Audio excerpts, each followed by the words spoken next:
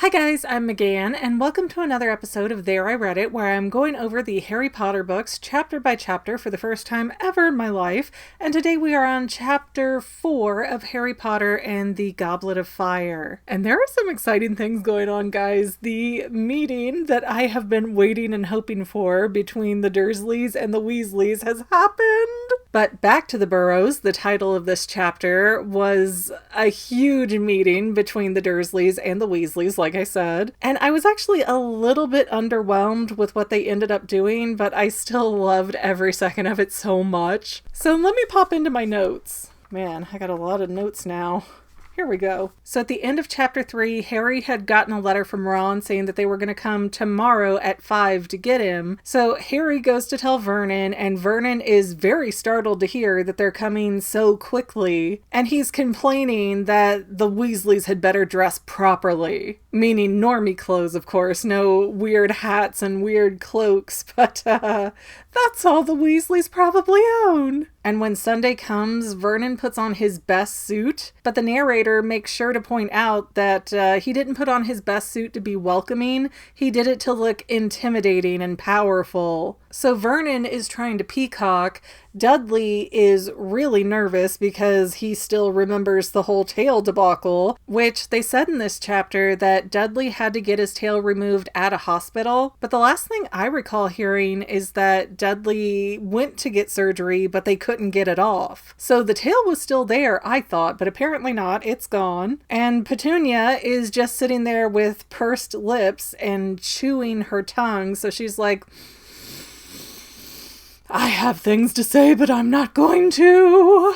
And on the one hand, yes, that's a smart way to go, because if Harry is about to go out the door anyways, then saying anything to upset him, which might, ricochet back onto her, it would be unwise. So it's a smart choice to keep your mouth shut. But at the same time, I don't know how psychologically healthy it is for Petunia to never speak up for herself. And certainly she's made lots of comments over the years. I'm not saying that she never speaks her mind, but I truly, truly worry that Petunia is suffering from some very severe mental disorders, and pinting herself up is not doing herself any favors. So I have kind of mixed emotions there, because yeah, it's good that she doesn't try to start trouble or, say something snarky, but also it's not good for her to keep it all bottled up. But then 5 o'clock comes and the Weasleys still haven't shown up. It goes to 10 minutes after, 15 minutes after, 30 minutes after. And while Petunia and Vernon are sitting there going, oh, they're so inconsiderate, these wizard folk, meh, meh, meh, meh, meh,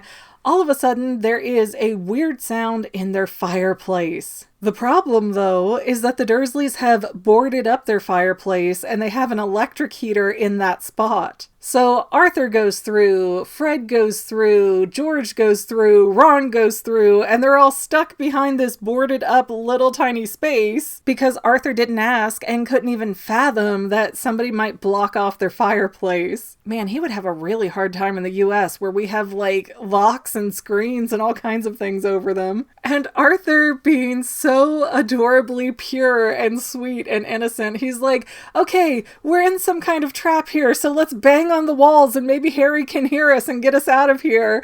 So the Dursleys are just horrified that there are people stuck inside their chimney. And Harry is explaining through the wall that, yeah, the fireplace is boarded up. And Arthur's like, why would they do a thing like that? He makes my heart super happy.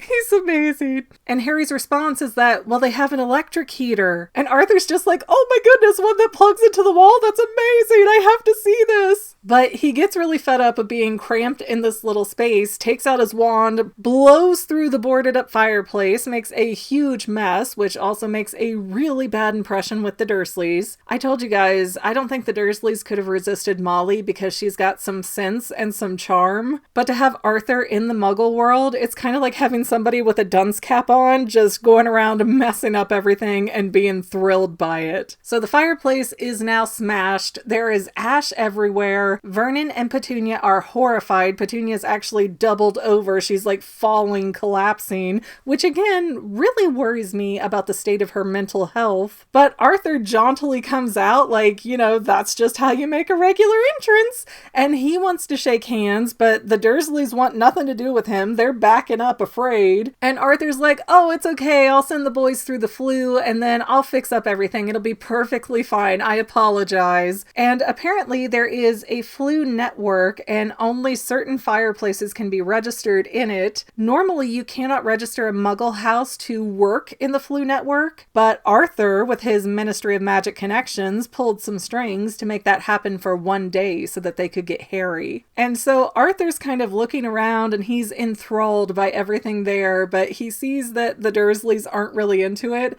so he makes a pretty quick exit for the boys. He uses the spell Incendio to start a huge fire in this otherwise inactive fireplace, and then he throws in some flu powder and sends the 4 boys through. And Fred and George had volunteered to go get Harry's trunk from upstairs, and Harry had a feeling that they wanted to find Dudley, but Dudley was out in the kitchen. However, Dudley had come back into the living room before Fred and George left, and Fred just so happened to drop a bunch of candy on the floor right before it was his turn to go. And he picks it up, but not really all of it. But George goes through the fire, then Fred, then Ron, and then Harry's turn to go, and he goes, "See you," to his aunt and uncle. And they don't say anything. They're still pretty shocked and horrified at everything going on. But then Arthur puts out his arm and won't let Harry keep walking to go through the flu powder. Instead, Arthur gets kind of irate with the Dursleys, and he's like, "Excuse me, you're not going to see your nephew until next summer. Aren't you going to say goodbye to him?" And Vernon was just like, "How dare this man try to tell me about manners when he just blew up my living room," which is a fair point.